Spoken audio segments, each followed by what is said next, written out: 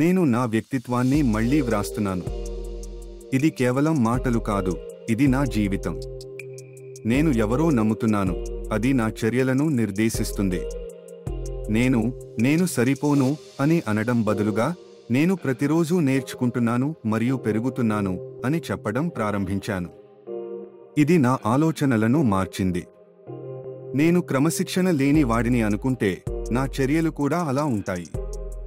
కానీ ఇప్పుడు నేను క్రమశిక్షణ కలిగిన వాడిగా మారుతున్నాను అని అనడం ద్వారా నా మెదడు కొత్త అలవాట్లను నిర్మించడానికి సిద్ధంగా ఉంది.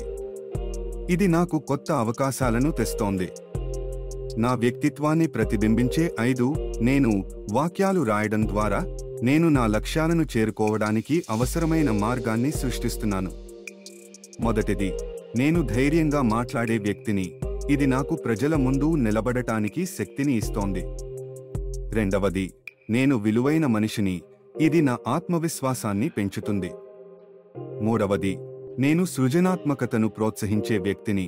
ఇది నా ఆలోచనలను విస్తరించడానికి సహాయపడుతుంది. నాల్గవది, నేను సానుకూలతను పంచే వ్యక్తిని. ఇది నా చుట్టూ ఉన్న వారిని ప్రేరేపిస్తుంది. ఐదవది, నేను నా లక్ష్యాలను సాధించడానికి కృషి చేసే వ్యక్తిని. ఇది నాకు దృఢమైన దిశను ఇస్తోంది.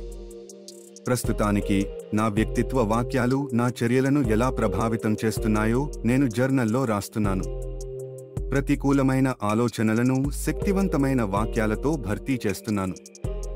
నేను ఒంటరిగా ఉన్నాను అని అనడం బదులుగా, నేను నా లక్ష్యాలను చేరుకోవడానికి ఇతరులతో కలిసి ఉన్నాను అని అనడం ద్వారా నా చుట్టూ ఉన్న వాతావరణం మారుతోంది.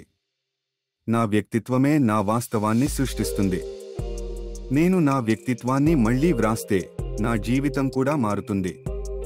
ప్రతి చర్య, ప్రతి ఆలోచన నేను కావాలనుకునే వ్యక్తికి ఓటు వేస్తున్నాను. ఇది నాకు స్పష్టంగా తెలుస్తోంది. నేను నా ఆలోచనలను మార్చుకుంటే నా జీవితం కూడా మారుతుంది.